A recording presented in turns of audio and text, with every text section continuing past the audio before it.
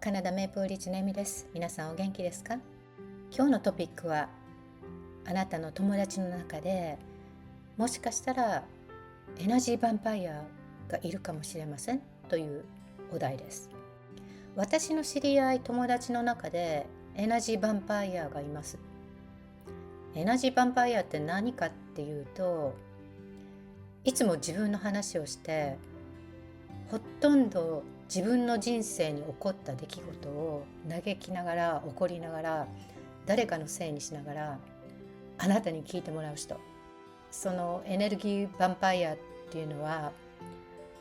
こう話しながらあなたのエネルギーを搾取しながら自分のエネルギーを満たしていく人なんですね。結果その人と会うとすごく疲れる。いつもその人の話を聞くだけの一方通行。そして最後ぐらいにあなたの状況、例えばどう最近と聞いてくる。多分その人たちにとってあなたの人生に起こっていることはさして気にしていない。なぜかというと自分の世界でいっぱいで他人の人生まで気にする余力が残ってない。だからルームが残っていない、ね、でもね、不思議なことにこの人たちは悪意を持って私たちとお付き合いしているのではなくて、逆にね、話をいつも聞いてくれる、肯定してくれる友人知人認識しているはずです。でね、私もね、昔は友人知人のエネルギーヴァンパイアと会った後はすっごく疲れていました。でもね、彼女たちとお付き合いするのが嫌だなとか、あの人嫌だわとか思えないぐらいチャーミングなところがあるんですよ。全員が全員じゃないんだけれども、エネルギーヴァンパイアの友達の中で今もお付き合いしている人たちいます。人生の後半、だいたい50を過ぎたぐらいからでしょうか。このエネルギーを搾取するヴァンパイアフレンドとね、会ってもね、そう疲れなくなってきたんですよ。でここ2年ぐらいで私は自分のエネルギーを毎朝気候しながら補給強化しているからだと思うんですけれども、ヴァンパイアフレンドたちと会った時、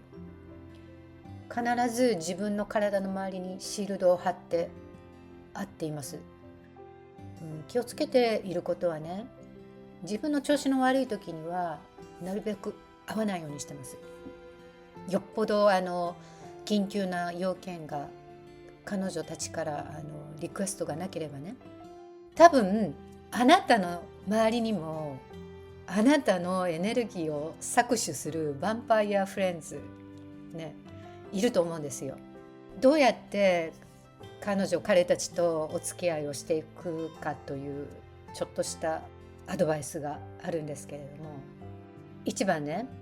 これさっき私も言ったんだけど、自分の調子の悪い時は会う日にちを変更してもらう。で、2番目、会う時ヴァンパイアフレンズと会うのだという心づもりをちゃんと持つこと。何にも思わないでヴァンパイアフレンズと会うとね、もうどんどんエネルギーをこう奪い取られていきます。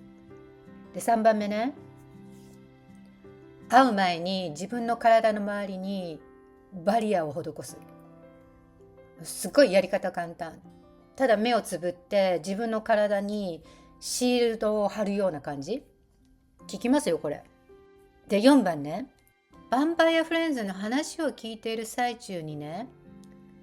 ポジティブな言葉でヴァンパイアフレンズにアドバイスしてみる。それでこれすごい大事なことなんだけど、もしそのポジティブなアドバイスに感謝してやってみるね、ありがとうとかって言われたら、今度会った時もそれとなくあなたが思うポジティブなアドバイスね、ネガティブじゃなくて、それを続けてやってみてください。これは何かって言ったら、一方的にエネルギーを相手に与えているんじゃなくって、一方通行のエネルギーの流れを変えることができるんです。ただしそのポジティブなアドバイスを迷惑そうにしてたり、痛くないわという態度だったら、もうただ単に話を聞いてもらいたいだけで問題の解決を望んでいない、私に会うことも本当にアドバイスをもらおうと思って会ってるんじゃなくって、ただ単に自分の愚痴だけを言いたいと理解してください。で急に帰れないので、その時はなるべく自分のシールドをもう一回かけて、霧のいいところで話題を変えていってください。でね、もしヴァンパイアフレンズがあなたのことを友達だと思っていなくて、ただ単に愚痴のはけ口だと思っていたらね、そういうふうなことをあなたが自分の頭の中に置きながら話題を変えたり、エネルギー、一方通行のエネルギーの流れを変えていけばね、少しずつね、あなたからエネルギー搾取できないっていうふうに分かってきたら、自然に相手の方から離れていきます。なんでかって言ったら、ヴァンパイアフレンズはエネルギーの搾取ができないと分かってたら、次の獲物を探し求めるからなんです。で、あなたのシールドを強化して、またヴァンパイアフレンズが友達として残っているのであればね、彼女たちもあなたのことを大事な友達だと思っています。そしてあなたが発するポジティブな言葉や言動に感化されてね、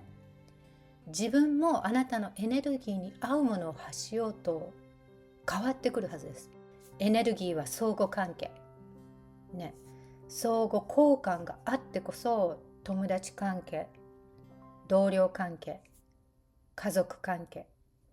恋人関係がうまくいくのです。